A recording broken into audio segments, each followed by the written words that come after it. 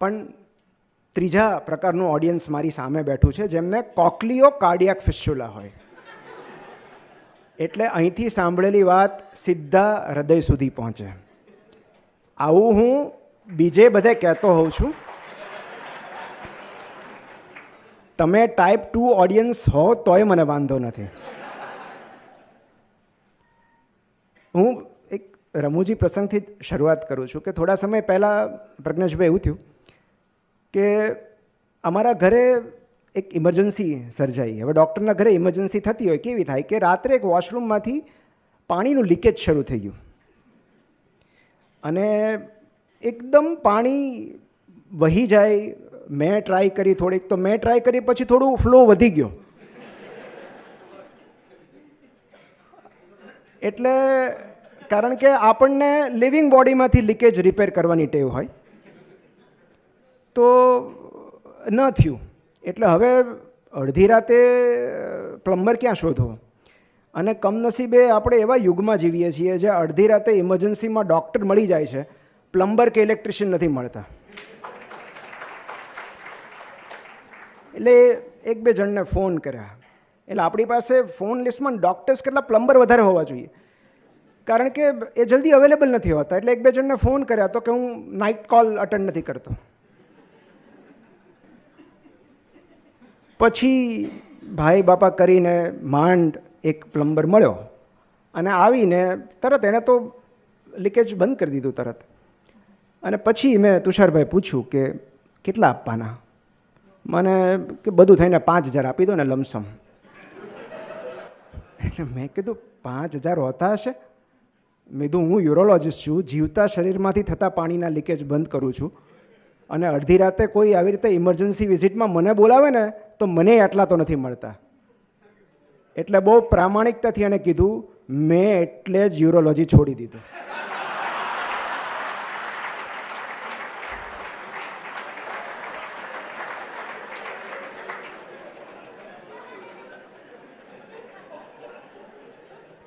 એક તો રૂપિયા વધારે મળે, નળમાંથી ક્યારેય બ્લીડિંગ થવાનું નથી,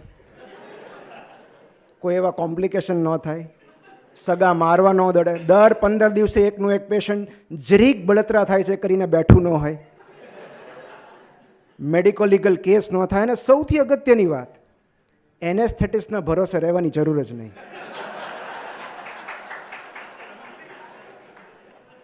એટલે પછી મારે એને પૂછવું પડ્યું કે આમાં ઓલું આયુષ્માન કાર્ડ નથી ચાલતું?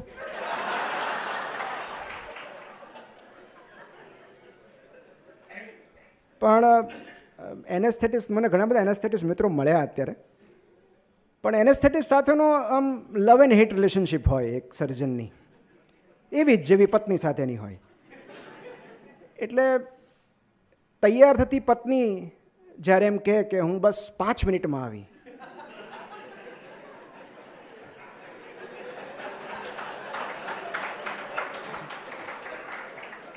અને કોલમાં આવતા પહેલાં એનેસ્થેટિસ્ટ એમ કે હું 5 જ મિનિટમાં આવ્યો, ત્યારે અનુભવ એવું કહે છે કે બંનેને લાગતો સરેરાશ સમય લગભગ સરખો જ હોય છે. કારણ કે આપણે ફોન કરીએ ને પાર્કિંગમાં જ છું, એટલે આપણે તો પેશન્ટ શિફ્ટ કરાવી દઈએ ઓટીમાં, બધું આપણે તૈયાર હોઈએ. 5 મિનિટ, 10 મિનિટ, 15 મિનિટ, અડધી કલાક સુધી ન આવે. પછી આવે ને આપણે પૂછે ખોટું કાં બોલત ભાઈ? તો કે હતો ને મારા પાર્કિંગમાં હતો. એટલે આ કેવું છે કે એક સર્જનને 2 જ વ્યક્તિ રાહ જોડાવી શકે છે, એક એની પત્ની અને એક એનેસ્થેટિસ્ટ. અને એમાંય જો પત્ની એનેસ્થેટિસ્ટ હોય તો તમે કશું જ બોલી શકવાની અવસ્થામાં નથી હોતા. મને તો ઘણા બધા પૂછતા હોય છે કે આ તમે સોમથી શનિ ઓટીમાં હો, ઓપીડીમાં હો, દર રવિવારે આમ નીકળી કેમ જાઓ છો સ્પીચ આપવા માટે? એટલે મારો સ્ટાન્ડર્ડ જવાબ છે તુષારભાઈ કે 2009માં મારા લગ્ન થયા, ત્યાર પછી જ્યાં પણ અને જ્યારે પણ બોલવાની તક મળે હું પહોંચી જતો હોઉં છું.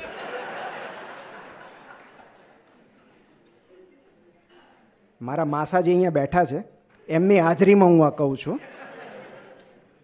પણ એટલે એનેસ્થેટિસ્ટની વાત આપણે કરતા હતા કે પહેલાં કેવું હતું, મને એમ થોડો અણગમો આવતો કે ભાઈ આ શું હવે ઓટીમાં સ્ટોક માર્કેટ જોવાનું, એમ કે મતલબ પણ સ્પાઇનલ અપાગ્યા પછી કામે બીજું શું હોય. તો પહેલાં મને એવું થતું કે એટલે મેં પછી અભિગમ બદલી નાખ્યો. આજે આપણી વાત આખી જ છે કે હાલાકીમાંથી હાસ્ય તરફ જવું હોય તો થોડો આપણે અભિગમ બદલવો પડે. કે પહેલાં મને એવું થતું કે આ એનેસ્થેટિસ્ટ છે, આટલા ક્વોલિફાઈડ છે, કામ માટે આવે છે અહીંયા, અને પછી મને એમ થયું કે એમના ફ્રી ટાઈમમાં સ્ટોક માર્કેટ જોવામાં મારે શું કામ કાંઈ વાંધો લેવો જોઈએ. હવે મેં મારો દૃષ્ટિકોણ બદલી નાખ્યો છે. હવે હું એવું વિચારું છું કે આ એનેસ્થેટિસ્ટ નથી, આ કોઈ મોટા સ્ટોક માર્કેટ ઇન્વેસ્ટર છે જે એના ફ્રી ટાઈમમાં મારે ત્યાં એનેસ્થેશિયા આપવા આવે.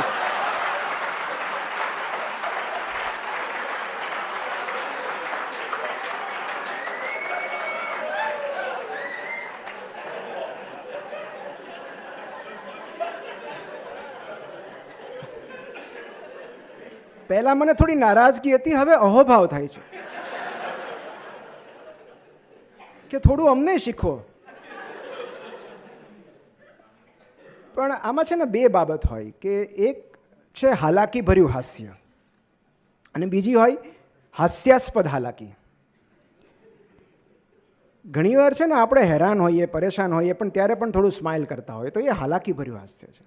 અને ક્યારેક એવી પરિસ્થિતિઓ સર્જાતી હોય, એવી હાલાકી સર્જાતી હોય જે હાસ્યાસ્પદ હોય. અને યુરોલોજિસ્ટ પાસે તો એવા પ્રસંગોના ઢગલા હોય.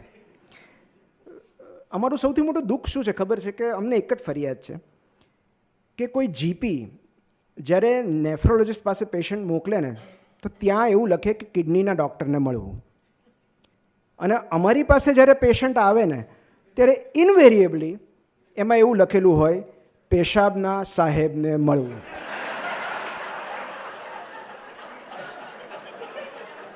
અમારો સૌથી મોટો વાંધો એ છે.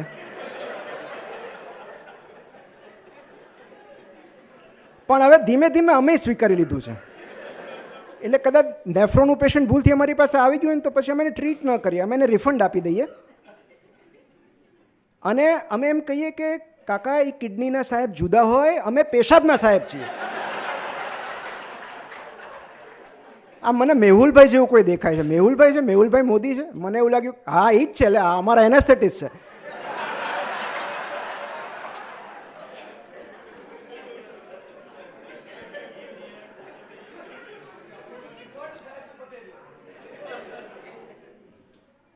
તો અને અમુક પેશન્ટને એવી આદત હોય કે ફરિયાદ છે ને બહુવચનમાં કરે.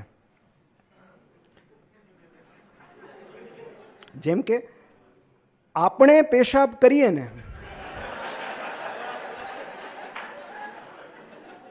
ત્યારે બહુ બળતરા થાય.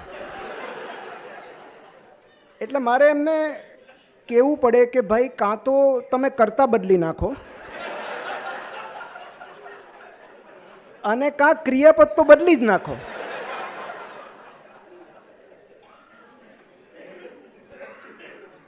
પણ હવે એમના ભોળપણ સામે આપણે શું કરી શકીએ? એમ કે ક્યારેક તો પેશન્ટ અમને પૂછતા હોય, મને સાહેબ તમને સેકન્ડ ઓપિનિયનની જરૂર લાગે છે?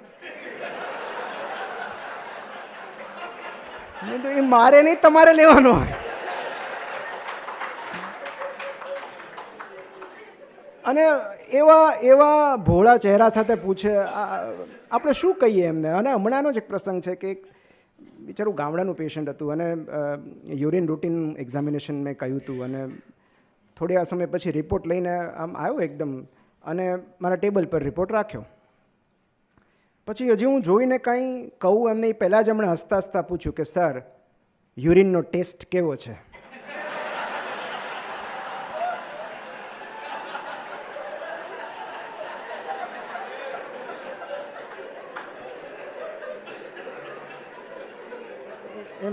મેં કીધું સારો જ હશે, મેં નથી ચાખ્યો. રિસેપ્શન પર ફોન આવે કે અપોઇન્ટમેન્ટ લેવાની છે યુરોલોજિસ્ટની, અને રિસેપ્શનિસ્ટ બિઝી હોય તો એમ પૂછે કે કહું તમને 1 મિનિટ હોલ્ડ કરશો? તો કે હોલ્ડ નથી થતું એટલે તો બતાવવાનું છે.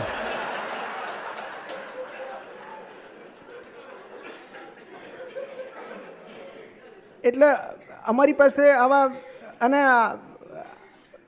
હમણાં એક મધર એના બાળકને લઈને આવી. હવે આ કેવું છે કે અમારા ફેમિલીમાં આ પ્રોબ્લેમ થાય કે લોકો એમના બાળકોને એવી બીક બતાવતા કે અમારી પાસે જ નથી આવતા, ઇન્જેક્શન આપશે.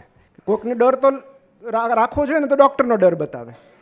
એટલે એ આવતું જ એટલું બધું રડતું હતું આવ્યાની સાથે જ. પછી એને ખ્યાલ આવી ગયો કે આ કંઈ સાહેબ ઇન્જેક્શન નહીં આપે. પછી સાજું થઈ ગયું એકદમ વ્યવસ્થિત. પછી જ્યારે બીજી વાર બાળક આવ્યું ત્યારે હસતા હસતા આવ્યું. એટલે પછી મેં એના મમ્મીને કીધું કે હવે ડૉક્ટરને બીક ન બતાવતા એને. પણ મને કે સાહેબ કોકની તો બીક હોવી જોઈએ ને. મેં કીધું તો પોલીસની બતાવજો. તો મને કે સર પોલીસની તો બતાવવા એવી જ નથી. મેં કીધું કેમ? એ કે એના પપ્પા પોલીસમાં છે. મેં કીધું તો પછી ડૉક્ટરની રાખો, બીજું શું. અને હમણાં એમણે યુટ્યુબની વાત કરી અને ખરેખર આ ત્રાસ છે કે ઘણીવાર મને એવું લાગે છે કે યુટ્યુબર્સ અથવા યુટ્યુબમાંથી જે વાંચીને જોઈને આવે છે એમનું ડબલ કન્સલ્ટેશન લેવું જોઈએ, મને એવું લાગે છે. કારણ કે એમની ખોટી માહિતીને સુધારીને આપણે સાચી માહિતી આપવાની છે. એટલે પણ હવે મેં એક નવો રસ્તો અપનાવ્યો છે. પેશન્ટ એમ કે ને કે સાહેબ આ સ્ટેપલ સર્કમસિઝનમાં અમે યુટ્યુબ પર જોયું હતું, એટલે હવે હું ખાલી એટલું જ કહું છું, હું પણ યુટ્યુબમાં જોઈને જ સર્જરી કરીશ. તમે જે વિડીયો જોઈએ મને મોકલી દો, હું એમાં જોઈને જ કરીશ. એટલે બહુ એવો પ્રોબ્લેમ હવે નથી થતો. હમણાં એક મેં તુષારભાઈ અમે વોશરૂમમાં અહીંયા હતા ત્યારે મને જૂનો પ્રસંગ યાદ આવી ગયો કે હજી તો અંદર, એટલે કેટલાક લોકોને એવું લાગે છે કે વાત કરવા માટે કોઈ પણ સ્થળ યોગ્ય જ કહેવાય. અમે સર્જરી રેસિડેન્સીમાં હતા ને ત્યારે અમારે 62-63 નંબરનો રૂમ હતો, ઓપીડી. અને ત્યાં કેવું 3 કલાક તમે 200-250 પેશન્ટ જોયા હોય બધાએ સાથે મળીને, પછી આમ કેપેસિટી આવી ગઈ ને કે પહેલાં ઓપીડી પતે એટલે પહેલાં તમારે ત્યાં વોશરૂમમાં. તો ત્યાં એક સામે જ વોશરૂમ હતું. હવે એવું વોશરૂમ હતું કે જ્યાં પેશન્ટ પણ હોય. તો ઘણીવાર એવું થાય કે હજી ત્યાં ઊભા હોઈએ અને પાછળથી કોઈક પૂછે સાહેબ રિપોર્ટ જોઈ લેવા છે. હવે ત્યારે તો આપણે ફરી શકીએ એવી અવસ્થામાં ન હોઈએ.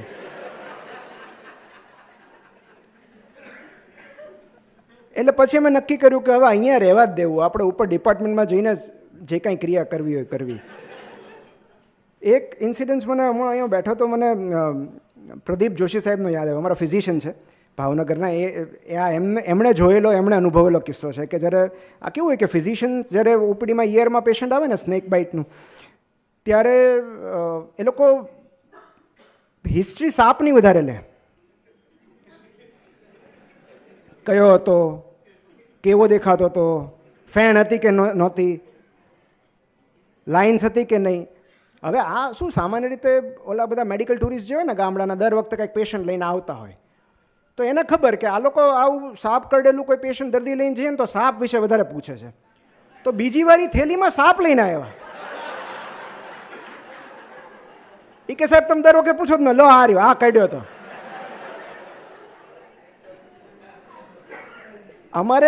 અમે ઘણીવાર અમારા રિવાજ એવો હોય કે જ્યારે કોઈ યુરિન સેમ્પલ આપવાનું હોય ત્યારે અમે બહારથી સિસ્ટર એક યુરિન કન્ટેનર આપે અને પેશન્ટને કહે કે સામે વોશરૂમ છે, ત્યાં જઈને આમાં યુરિન કલેક્ટ કરવાનું છે. મોટાભાગના તો સમજી જાય, પણ કેટલાક એવું પૂછે કે બસ આટલું જ, થોડુંક મોટું આપો ને, કે આટલામાં કેવી રીતે થશે એમ. પછી એમને સમજાવવું પડે કે આ ખાલી સેમ્પલ જ છે, આમાં ડોલ ન લઈ જવાની હોય,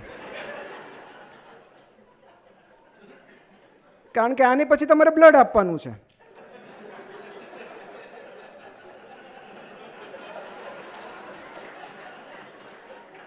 અને કેટલાક તો બ્લડમાં એ પૂછે છે કે આટલા બ્લડમાં આટલા બધા રિપોર્ટ કઈ રીતે થશે, થોડુંક વધારે લઈ લો ને. તો એમને પછી સમજાવવું પડે કે વધારે આપશો તો પછી તમને ચડાવવું પડશે. પણ એક અમારે જે આમ કેવું હોય કે સામાન્ય રીતે આપણી અજ્ઞાનતામાંથી હાલાકી ઉદ્ભવતી હોય છે અને અન્યની હાલાકીમાંથી, અન્યની અજ્ઞાનતામાંથી હાસ્ય ઉદ્ભવતું હોય છે. તો જે અને મોટે ભાગે આપણે એવું બનતું હોય છે, આપણે એવું જોઈએ છીએ કે હું તમને એક બે એક્ઝામ્પલ આપીશ ને તમે સમજી જશો કે એમની અજ્ઞાનતા એમની માટે કેટલી બધી હાલાકી હતી અને આપણા માટે એ હાસ્ય હોઈ શકે છે. અમારે ઇન્ટર્નશીપમાં એવું થયેલું કે એક નવપરિણીત યુગલ આવેલું અને ફેમિલી પ્લાનિંગ માટે, મતલબ કોન્ટ્રાસેપ્શન માટે શું કરવું, તો નક્કી કર્યું કે ભાઈ ઓસી પિલ્સ લેશું. એટલે બધું એમને સમજાયું કપલને કે આ રીતે લેવાની. આખું 1, 2, 3 એમાં દિવસો લખેલા હોય હવે તો, કે 28 દિવસ છે, આ રીતે મિસ નહીં કરવાની, મિસ થાય તો શું કરવાનું, બધું સમજાયું. 14 દિવસ પછી એ કપલ પાછું આવ્યું અને બેન એકદમ કે સાહેબ આ તો પૂરી થઈ ગઈ. મેં કીધું 14 દિવસમાં કેવી રીતે પૂરી થઈ જાય? એમાં તો 28 હતા ને. મેં તો તમે રોજની 2 લેતા હતા? તો કે ના 1 જ લઉં છું. તો મેં તો બીજી, કે બીજી મારા પતિ લેતા હતા.